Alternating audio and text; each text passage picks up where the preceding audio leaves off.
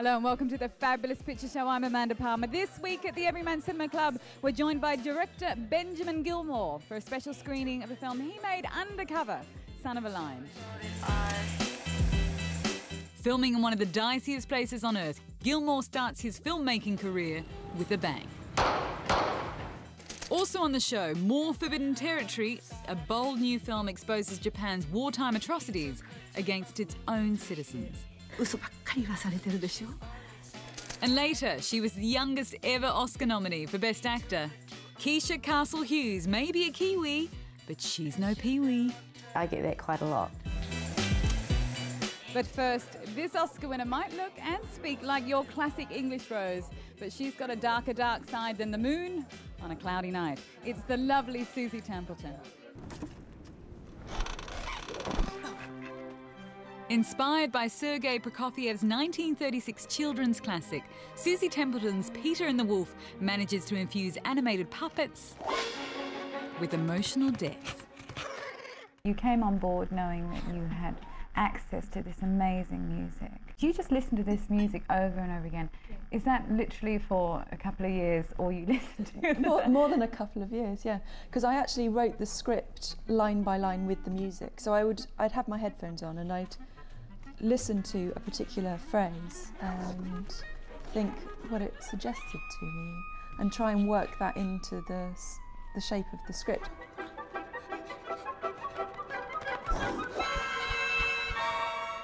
So where do you start with something like this? I started with an idea of what I wanted Peter to be like. I wanted him to be intense. I wanted him to have issues going on. He wanted to prove himself. He wanted to be a hero.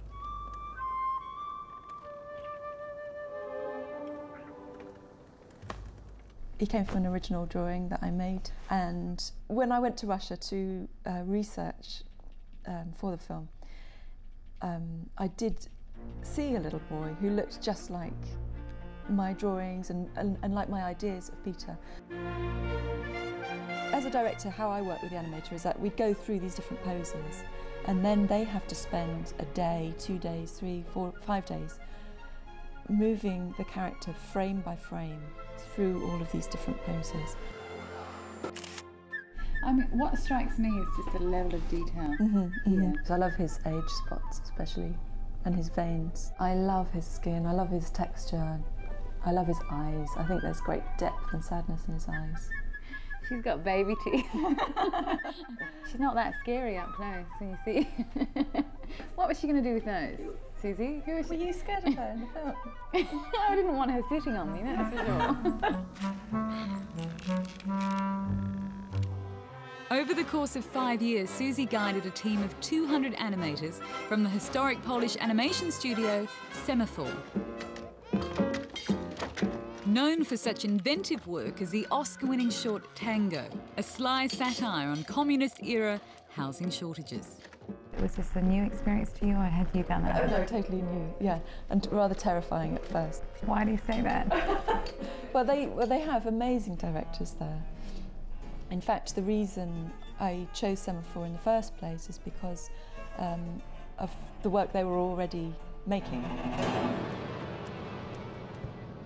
On Peter and the Wolf, Templeton employed computer-generated imagery, or CGI, not only for atmospheric effects, but also to hide the wires.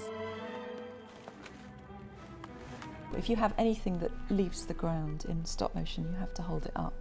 And then you either have to carefully hide what's holding the character up, or you don't hide it and you have to get rid of it in post-production. Susie's award-winning but gruesomely dark student films, Dog and Stanley, dealt in obsession and grief. Your two previous films were incredibly dark, and this is a children's tale. What was the appeal? When I left college, I wanted to get a job. So I went round the different production companies and I showed them my films, and they just went, oh no. Why were they so dark? I like dark stuff. I enjoy it. It's what comes naturally. Smile. You look really happy on the outside. Yeah, everyone's got a dark side. I was given a lot of encouragement by the different companies. They said, you should do something light and bright to show that you have this side as well. So I tried. I mean, it's not completely light and bright. Susie and producer Hugh Welshman's Lupine Fairy Tale went on to win Best Animated Short Film at this year's Oscars.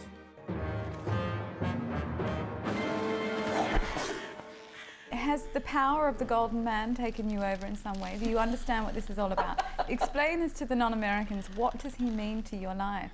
It will be easier to raise money, I hope, for good films. I want to make artworks, and hopefully he will enable that.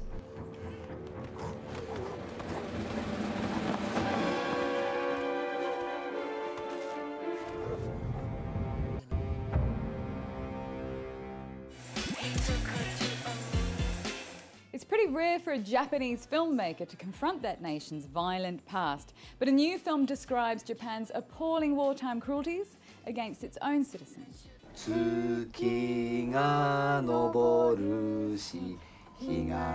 Carpe, or Our Mother, takes place on the eve of World War II. It tells of a family torn apart when the father, a university professor, is imprisoned for his vocal opposition to Japanese aggression. The film's director, Yoji Yamada, thinks modern Japan hasn't changed quite as much as we might think. Although it's written in the Japanese constitution that Japan is not allowed to have arms, we do have an army with armament, and this army has an increasing power nowadays. I think it's a very wrong tendency. It's very dangerous. Many say that Japan, for all its emphasis on personal honour, has never properly acknowledged its collective atrocities of the past. They never made an apology to the people who were wrongly arrested. That's the big difference between Germany and Japan. Germany has explored its past sins, but Japan never has. It's been a decade of reinvention for the 76-year-old Yamada. From the 1960s to the 1990s, he directed a long-running, light-hearted series about a travelling salesman, TARTAN.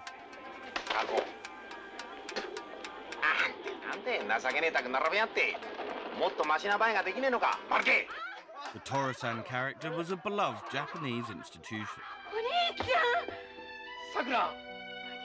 But after the series ended, Yamada's work turned brooding and political. International hits like the Twilight Samurai dealt not so much with flashy swordplay, but with the inner life of people living in a crumbling feudal system.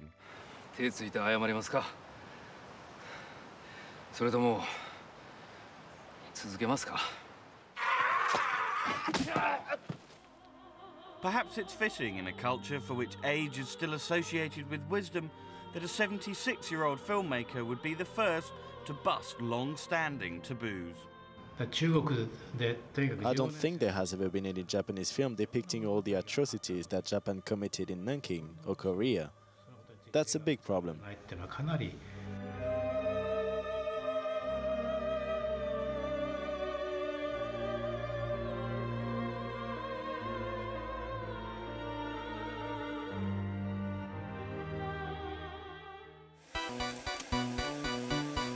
In part two, we're screening Son of a Lion. I have the filmmaker here, Benjamin Gilmour. Your first feature, and you decided to do it in a fairly remote area. Yeah, it's a bit of a tricky location. The tribal areas of Pakistan are inaccessible at the moment, particularly to foreigners, and but that also means that the locals don't have the resources or know-how to make a film, so they needed help to do that, to tell their stories. It's a beautiful film. We'll find out more in part two. He met her in the